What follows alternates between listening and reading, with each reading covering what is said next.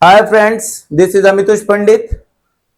दोस्तों, मैंने पहले वीडियो डाला था शेयर मार्केट का इंट्रोडक्शन का और मैंने आपसे बताया था कि शेयर मार्केट मैं आपको सिखाने वाला हूं, जिसको कुछ नहीं पता उसके लिए भी और जिसको पता है उसको भी। मेरे पास जो है वो मैं आपको देना चाहता हूं, उस अच्छे से अच्छे देने की कोशिश करना चाहता हूं। उससे पहले कुछ चीजें मैं आपको समझा देता हूं। शेयर मार्केट क्या है, इसको पहला आप सीखिए, समझिए, फिर इसमें उतरिए। बहुत सारे लोग बहुत ज्यादा घाई कर देते हैं, उसमें बहुत बड़ा नुकसान भी हो सकता है। दोस्तों, मैं आपको एक चीज और सच्चाई बताने जा रहा हूं। सोशल मीडिया के प्लेटफॉर्म में आप बहुत सारे प्रॉफिट्स के स्क्रीनशॉट्स देखते होंगे और वो इतना लुभावना रहता है कि उसमें बहुत सारे लोग जाके फंस भी जाते हैं। देखिए, लोग बहुत सारा प्रॉफिट करते हैं तो बहुत सारे लोग लॉस भी करते हैं, बट वो जो लॉस का स्क्रीनशॉट है वो कभी कोई शेयर नहीं करता, लेकिन प्रॉफिट के स्क्रीनशॉट शेयर करते हैं और उसको देख के बहुत सारे लोग उसके शिकार भी हो जाते हैं, शेयर का मार्केट में नुकसान कर देते हैं।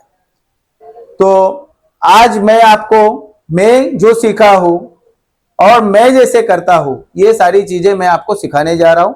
सबसे पहले हम लोग शेयर मार्केट को एक छोटे से एग्जाम्पल को लेके समझने की कोशिश करेंगे। शेयर मार्केट क्या होता है, कैसे काम करता है, लोग उसमें पैसा कैसे कमाते हैं। शेयर मार्केट का जितना बेसिक्स है वो मैं अभी स्टार्ट करने वाला हूं, आप लोग को समझाने वाला हूं। तो दोस्तों, अब हम लोग एक एग्जाम्पल लेके ये समझने की कोशिश करेंगे कि शेयर मार्केट काम कैसे करता है।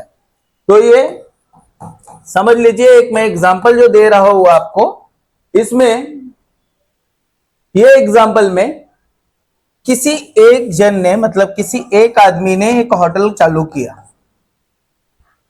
एक आदमी ने होटल चालू किया और वो होटल में बहुत अच्छा काम हो रहा है, मतलब वो इनकम बहुत अच्छा इनकम कमा रहा है, लेकिन उसके पास कुछ फाइनेंशियल कमी की वजह से वो होटल को ग्रो नहीं कर पा रहा है।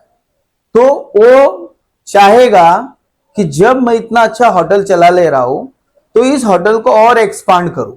तो उसके लिए उसको जरूरत पड़ेगी कैपिटल्स की, और वो कैपिटल कहां से मिलेगा?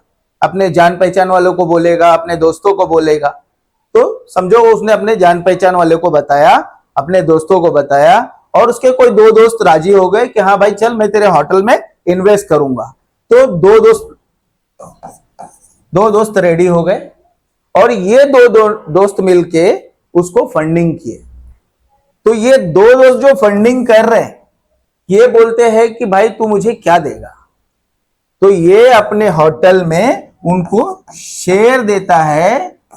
समझ जाइए, होटल वाले का 50%, उसके फ्रेंड का 25% प्लस 25%। तो अभी ये होटल के हो गए 3 पार्टनर। होटल और अच्छा ग्रो करने लग गया। तो वो लोग ने सोचा कि जब हम लोग एक होटल में इतना अच्छा ग्रो कर रहे, इतना अच्छा कमा रहे, और ये होटल और भी ब्रांचेस खोलते हैं, होटल के और भी ब्रांचेस ओपन करते हैं और अच्छा मुनाफा कमाएंगे। तो समझ जाइए, अभी ये तीनों दोस्त ने मिलके एक प्राइवेट लिमिटेड कंपनी फॉर्म कर दी और इस प्राइवेट लिमिटेड कंपनी के और भी 10 ब्रांचेस खोल दिए। अभी आप बताइए, ये 10 ब्रांचेस खोले इन्होंने, एक ही स्टेट के अंदर 10 ब्रांचेस खोल दिए, और ये 10 ब्रांचेस से उनको अब पैसा आने लग गया, फंडिंग आने लग गया, और ये लोग अच्छा ग्रो कर रहे हैं। उसके बाद ये जो होटल्स वाले हैं, जो उसके पार्टनर्स है, वो होटल ओनर है, उन लोग ने डिसाइड किया, पार्टनर्स ने मिलके, कि अब हमें ये होटल को पूरे इंडिया में ओपन करना है। पूरे इंडिया में ओपन करने के लिए जो फंडिंग लगने वाली है, उसके लिए ये लोग अलग अलग इन्वेस्टर के पास जाने लग गए कि मुझे फंडिंग चाहिए। तो इन्वेस्टर्स अगर फंडिंग करने को तैयार होते हैं तो वो भी बोलते हैं कि भाई तुम मुझे क्या दोगे? तो उसके बदले में वो भी क्या बोलता है कि हम कंपनी के शेयर देंगे, आपको शेयर्स देंगे। तो इनके पास जो 100% शेयर्स थे उसमें से 10% शेयर इनको दे दिया। 10% शेयर के बदले में उसने बोला कि मैं आपको 1 CR दूंगा, 1 करोड़ रुपए दूंगा। लेकिन 1 करोड़ रुपए में भी उनकी कंपनी, उनकी जो होटल है, वो उतने सारे ब्रांचेस ओपन नहीं कर सकते, क्योंकि उनको पूरे ऑल ओवर इंडिया में करना है। तो यहां से स्टार्ट होता है कि ये लोग क्या करते हैं, कंपनी को पब्लिक करते हैं। तो आगे देखते हैं हम लोग, कंपनी को पब्लिक करते हैं क्योंकि इनको करना होता है स्टॉक मार्केट में लिस्ट, जहां से सारे के सारे लोग इनके कंपनी को फंडिंग कर सके। मतलब ये कॉमन पीपल से अपने कंपनी के लिए फंडिंग कराने के लिए सबसे पहले इनको कंपनी को कराना पड़ेगा पब्लिक। और एक बार कंपनी अगर पब्लिक हो गई तो ही शेयर मार्केट में उसे लिस्ट किया जा सकता है। तो दोस्तों, कंपनी को पब्लिक करने के लिए बहुत सारे नॉर्म्स होते हैं और ये नॉर्म्स हमको नहीं समझने हैं, जस्ट हमें समझना है कंसेप्ट कि कंपनी शेयर मार्केट में लिस्ट कैसे होती है। तो अभी ये पब्लिक हो गई, पब्लिक होने के बाद इसको लिस्टिंग करवानी है। तो ये लिस्टिंग कहां होगा? ये लिस्टिंग होगा एक्सचेंज में। देखिए दोस्तों, बहुत कुछ आपको समझ में आ गया होगा कि कंपनी कैसे शेयर मार्केट में लिस्ट होती है, खुद को कैसे लिस्ट करवाती है, वो चीज को अभी हम समझ रहे हैं। उसके आगे हमारा रोल क्या है, हमारे तक शेयर्स कैसे पहुंचते हैं, ये सारी चीज अभी हम लोग समझ रहे हैं। तो कंपनी एक्सचेंज के पास खुद को लिस्ट करवाती है एंड लिस्ट करवाने के बाद जब वो फर्स्ट टाइम पब्लिक में शेयर देने के लिए आती है, उसे बोलते हैं IPO। फर्स्ट टाइम जो है कंपनी शेयर्स देने के लिए आती है, IPO लेके आती है। कोई भी कंपनी फर्स्ट टाइम अगर शेयर मार्केट में आ रही है तो खुद का IPO लेके आती है। इसे कहते हैं इनिशियल पब्लिक ऑफरिंग। तो जैसे कि मैंने बताया कि कंपनी खुद को लिस्ट कहां करवाती है, एक्सचेंज में। अब अपने इंडिया में दो एक्सचेंज है। इस दो एक्सचेंज का नाम है, एक का नाम है NSE एंड दूसरे का नाम है BSE। NSE मतलब national stock exchange and BSE मतलब बॉम्बे स्टॉक एक्सचेंज। तो यहां तक आपको समझ में आ गया होगा। अब आगे समझते हैं हम लोग। इनिशियल पब्लिक ऑफरिंग के भी 3 टाइप्स होते हैं। इनिशियल पब्लिक ऑफरिंग के भी 3 टाइप्स होते हैं। अब वो 3 टाइप्स कौन से होते हैं? तो एक जो होता है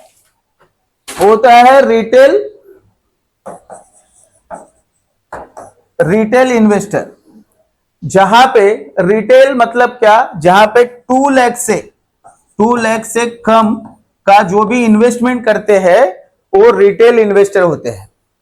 उसके बाद होता है HNI मतलब high net worth individual. High net worth individual. और तीसरा जो होता है वो होता है इंस्टीट्यूशन। अब आप समझ रहे होंगे, रिटेल इन्वेस्टर जो होते हैं वो सिर्फ 2 लाख से कम का इन्वेस्टमेंट करते हैं। दूसरा जो होता है 2 लाख के ऊपर जो इन्वेस्टमेंट करते हैं उसको बोलते हैं हाई नेटवर्थ इंडिविजुअल। और जो समझ जाइए बहुत ज्यादा क्वांटिटी में इन्वेस्टमेंट करते हैं, जैसे बोलते हैं 500 करोड़ शेयर्स दे दो, 1000 करोड़ शेयर्स दे दो, 100 करोड़ शेयर्स दे दो, मतलब जो बहुत बड़े क्वांटिटी में करते हैं वो होते हैं इंस्टीट्यूशन। तो आपको समझ में आ गया, कंपनी पब्लिक हो गई, पब्लिक होने के बाद शेयर मार्केट में लिस्ट हो गई, लिस्ट होने के बाद उसका IPO आ गया, IPO में लोग कैसे इन्वेस्टमेंट करते हैं। तो ये सारी चीजें आपको समझ में आ गया। उसके बाद हो जाता है पब्लिक को hand over. Public hand over.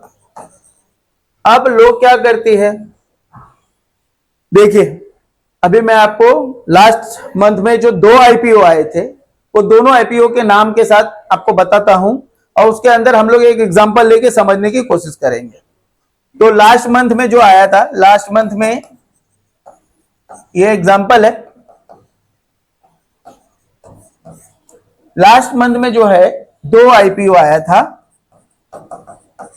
एक का नाम है क्लिनिटेक लैबोरेटरी एंड दूसरा जो है उसका नाम है ट्रॉम industries.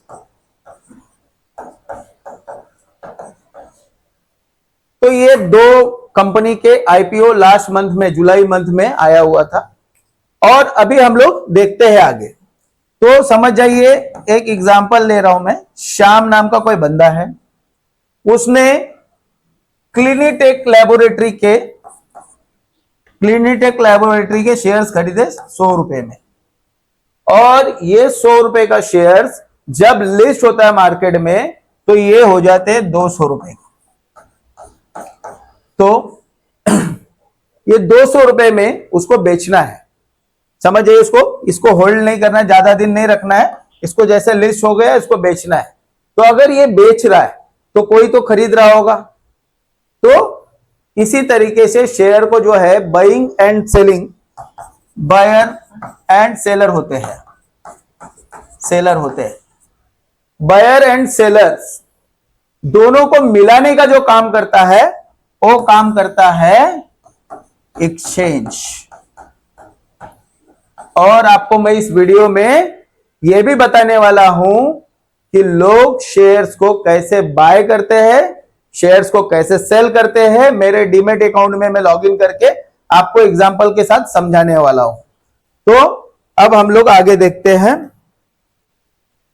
Stock market, share market.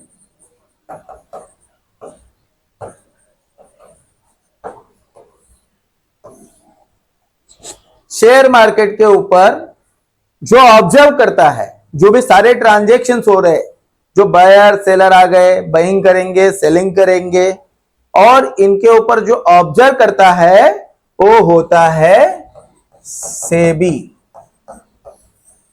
SEBI मतलब security exchange board of India.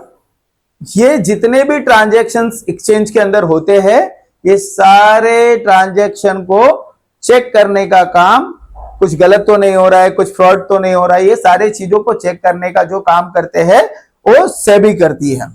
उसके अलावा अब हम लोग समझेंगे प्राइस जो शेयर्स के बढ़ते हैं या घटते हैं, तो इसके अंदर कौन कौन से फैक्टर इन्वॉल्व होते हैं।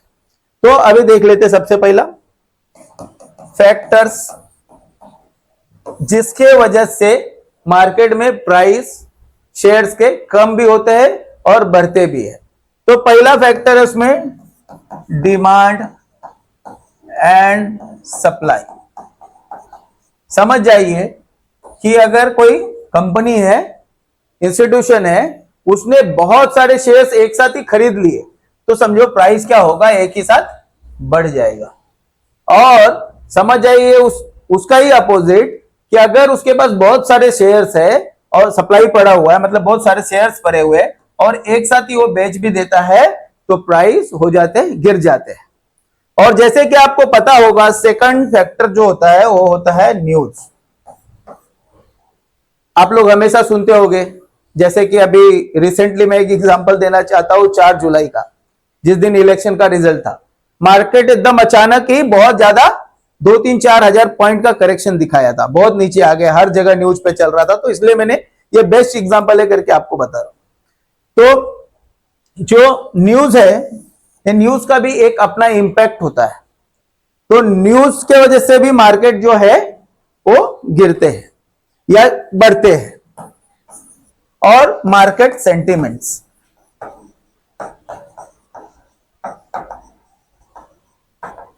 मार्केट सेंटिमेंट्स की वजह से भी मार्केट बढ़ता है, घटता है। तो आपको समझ में आ गया होगा, यहाँ पे बहुत सारे फैक्टर इन्फ्लुएंसिंग है, मतलब बहुत सारे फैक्टर इन्वॉल्व है प्राइस को बढ़ाने में भी और घटाने में भी। तो इसके बाद अब हम लोग समझते हैं कि पूरे मार्केट में 5,500 शेयर्स है, 5,500 कंपनियां लिस्टेड है, नंबर ऑफ कंपनी, उससे ज्यादा ही होगा, अप्रोक्स बता रहा हूं। 5,500 कंपनीज लिस्टेड है। तो अब आप सोच रहे होंगे कि यार मैं 5,500 कंपनीज को देखते बैठूं क्या, कौन बड़ा है कौन घटा है। तो आपको 5,500 कंपनीज को देखने की जरूरत नहीं है, आपको सिर्फ देखना है इंडेक्स को। अब हम लोग समझते हैं इंडेक्स क्या है। तो इंडेक्स को हम लोग देख लेते हैं, Sensex, Nifty and bank Nifty, fin Nifty और भी मिडसिपी निफ्टी और भी बहुत सारे हैं। तो आपको मैं नॉर्मली बता देता हूं, बीएसई में मिडसिपी निफ्टी एंड सेंसेक्स, ये दोनों भी बीएसई ऑपरेट करती है। मतलब बीएसई में जो लिस्टेड है वो है मिडसिपी निफ्टी एंड सेंसेक्स, ये दो इंडेक्स लिस्टेड है। उसके अलावा आपको मैं बता देता हूं, एनएसई में जो लिस्टेड है, एनएसई में जो लिस्टेड है वो है Nifty, bank Nifty, fin Nifty, ये मेन इंडाइसेस है। ये इंडाइसेस एनएसई में लिस्टेड है, नेशनल स्टॉक एक्सचेंज में लिस्टेड है, एंड मिडसिपी Nifty and Sensex Bombay stock exchange में लिस्टेड है। तो ये दो एक्सचेंज जो है अलग अलग, इनके अलग अलग दोनों भी इंडेक्सेस है। तो अब हम लोग देख लेते हैं कि सारे स्टॉक सेक्टर वाइज भी डिस्ट्रीब्यूटेड है। मतलब आईटी के स्टॉक्स अलग है, तो उसको बोलते हैं, देखिए सेक्टर वाइज। तो अभी हम लोग आगे देख लेते हैं, सेक्टर वाइज भी स्टॉक डिस्ट्रीब्यूटेड है।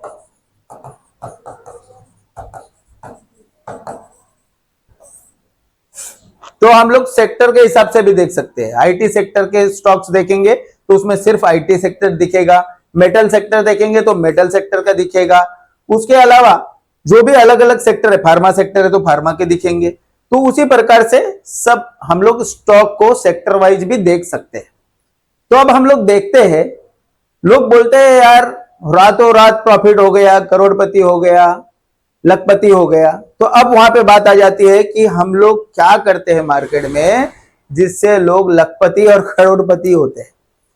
तो आपको मैं बता देता हूं कि प्रॉफिट, मार्केट में लोगों की प्रॉफिट कैसे होती है। अब वो प्रॉफिट कितना भी हो सकता है, तो समझ लेते हैं। मार्केट में प्रॉफिट करने के दो तरीके हैं। एक होता है इन्वेस्टमेंट। अब इन्वेस्टमेंट से ही आपको समझ में आ गया होगा कि इन्वेस्टमेंट कभी भी लॉन्ग टर्म के लिए होता है, लंबे समय के लिए होता है, लॉन्ग टर्म के लिए होता है।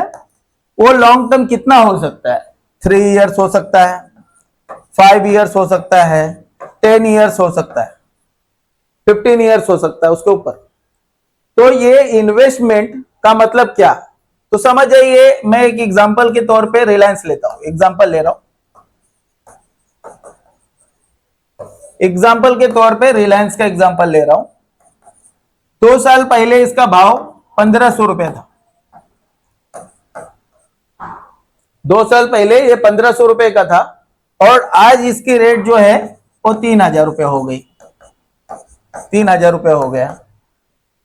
1,500 रुपए का शेयर 2 साल में 3,000 का हो गया। मतलब ये जिसने इधर 1 लाख रुपए का इन्वेस्टमेंट किया था उसका अमाउंट हो गया 2 लाख रुपया।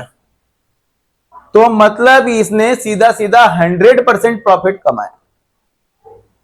तो समझ में आ रहा होगा आपको, इन्वेस्टमेंट लॉन्ग टर्म के लिए होता है, लेकिन ये इन्वेस्टमेंट बहुत सारे कम लोग करते हैं। तो लोग क्या करते हैं, ज्यादा से ज्यादा ट्रेडिंग करते हैं। अब ये ट्रेडिंग में एक नए स्लाइड पे आपको समझाता हूं। ट्रेडिंग करते हैं, अब तो दोस्तों अब हम लोग समझ लेते हैं स्विंग ट्रेडिंग क्या होता है। स्विंग ट्रेडिंग ये एक इन्वेस्टमेंट ऐसा है जो लोग 3 महीने के लिए करते हैं, 1 महीने के लिए करते हैं, 1 हफ्ते के लिए करते हैं। ये आ गया स्विंग ट्रेडिंग के अंदर। 3 महीना, 1 महीना, 1 हफ्ता। जैसे कि आपको एक एग्जांपल भी दे देता हूं मैं। जैसे समझ जाइए सन फार्मा का स्टॉक है, सन फार्मा करके कंपनी है। इसका स्टॉक पिछले वीक में 200 रुपए का था और इस हफ्ते में इसका रेट हो गया 350 रुपया। तो 200 रुपए का शेयर 350 रुपए का हो गया। सामने वाला क्या करेगा, 200 रुपए में खरीदा था, उसको 350 रुपए में बेच देगा। लेकिन आपको एक कमाल की चीज बताता हूं कि अगर आपके पास आपने खरीदा नहीं है शेयर्स, फिर भी आप बेच सकते हैं। तो वो कैसे होगा वो भी मैं आपको समझाता हूं आगे। तो इंट्राडे ट्रेडिंग क्या होता है, तो सेम डे में लोग बाय भी करते हैं एंड उसी को सेल भी कर देते हैं। मतलब सेम डे में ट्रेड क्लोज हो जाता है, उसे कहते हैं इंट्राडे ट्रेडिंग। उसके बाद आप लोग सुनते होंगे कि future trading and options trading. तो ऑप्शन ट्रेडिंग क्या होता है, ये एक ऐसा ट्रेड है जिसके बारे में आप सुनते होंगे, लोग 1 घंटे में, 1 मिनट में पैसा बना लिए। तो 1 मिनट में लोग कैसा पैसा बनाते हैं, 1 मिनट में पैसा बनाने के लिए लोग करते हैं ऑप्शन ट्रेडिंग। और आपको एक चीज बताता हूं, ये तीनों जो ट्रेड का पार्ट है, इंट्राडे, फ्यूचर एंड ऑप्शन, इसको मार्जिन मिलता है, मार्जिन ट्रेडिंग बोलते हैं। अब मार्जिन क्या होता है, लिवरेज क्या होता है, आपको मैं बताता हूं। मार्जिन और लिवरेज, जैसे कि अगर आपके डीमैट अकाउंट में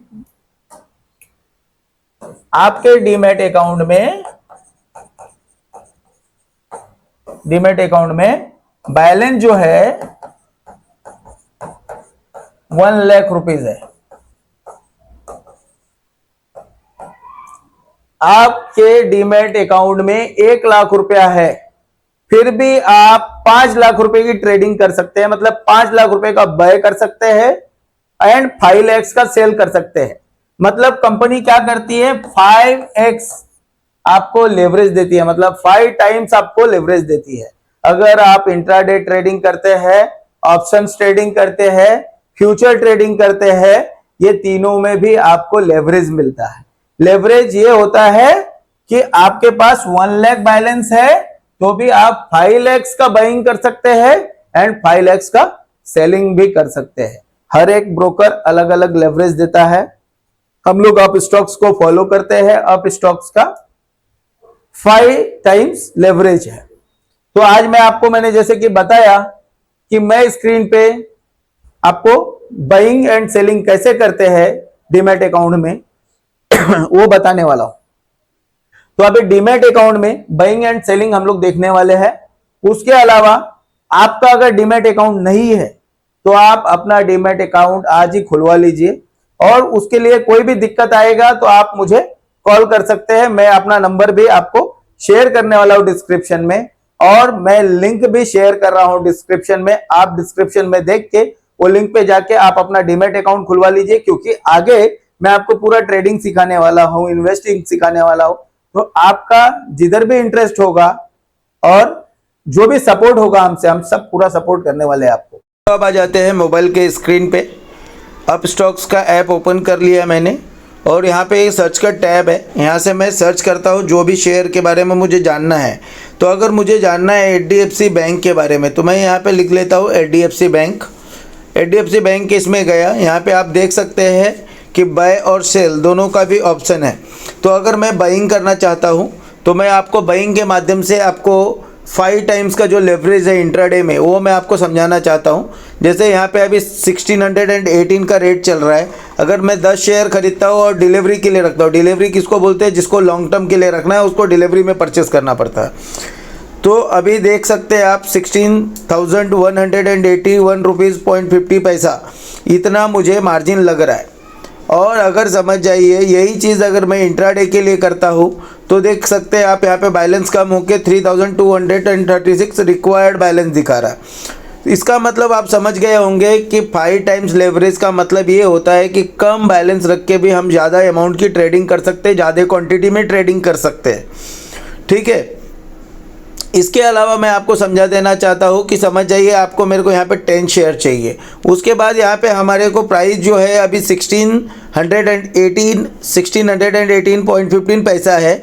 तो अगर मुझे 1600 पे जब प्राइस आएगा तब खरीदना है तो यहाँ पे मैं लिमिट ऑर्डर भी लगा सकता हूँ। लिमिट लगा के यहाँ पे डिलीवरी या ज़्यादा दिन के लिए लगा रहे तो, या फिर अगर इंट्राडे के लिए कर रहे तो इंट्राडे, तो यहाँ पे मैं ये लगा के यहाँ पे रिव्यू बाय ऑर्डर करूँगा। उसके बाद यहाँ पे प्लेस कर दूँगा ऑर्डर एग्जीक्यूट हो जाएगा, लेकिन पेंडिंग में रहेगा क्योंकि मार्केट के जो रेट है वो 1600 जब भी आएगा वो मार्केट ऑटोमेटिक बाय कर लेगा। तो इस तरीके से हम लोग अपने मोबाइल से ऑर्डर प्लेस कर सकते हैं। और डीमेट में देखिए इसी प्रकार से हमें सेल का भी ऑप्शन है, सेल भी इसी प्रकार से हम कर सकते हैं। जैसे यहाँ पे हम 50 शेयर सेल कर रहे हैं तो यहाँ पे 16,181 लग रहा है, क्योंकि सेलिंग जो होता है वो सिर्फ इंट्राडे के लिए होता है, इसको डिलीवरी में हम लोग कैरी फॉरवर्ड नहीं कर सकते। तो इसी हिसाब से हम लोग ऑर्डर प्लेस कर सकते हैं अपने सिस्टम में। तो दोस्तों आपको सब समझ में आ गया होगा शेयर मार्केट का बेसिक क्या है, कंपनी कैसे लिस्ट होती है, ट्रेडिंग कैसे कहते हैं, ट्रेडिंग के कितने टाइप्स होते हैं, कंपनी जब ऑफर करती है उसका फर्स्ट टाइम ऑफरिंग को क्या कहते हैं, सब कुछ मैंने आपको एकदम डिटेल्स में एक्सप्लेन किया है। और मैं आशा करता हूं कि आपको सब कुछ समझ में आ जाएगा एकदम इजी भाषा में। तो अब हम लोग आगे के वीडियो में मिलते हैं आपसे, और आगे ऐसे ही मैं इंफॉर्मेटिव वीडियोस आपके लिए लेके आऊंगा। अगर मैंने समझाया और आपको ये वर्थ लगा, मतलब वैल्यूएबल लगा, तो आप इसे जरूर शेयर कीजिए। मैं आपसे कोई फी चार्ज नहीं कर रहा हूं, this is totally free of cost. मैं आगे के और भी जानकारी जो भी लेके आने वाला हूं आपको टोटली फ्री देने वाला हूं, कोई भी चीज का कोई भी चार्जेस नहीं लगने वाला है। और अगर आपका डीमेट अकाउंट नहीं है तो जरूर खोल के ले ले, मेरे लिंक डिस्क्रिप्शन में डाल के रखा है, आप जाके वहां से अकाउंट ओपन कर सकते हैं। चलो धन्यवाद दोस्तों।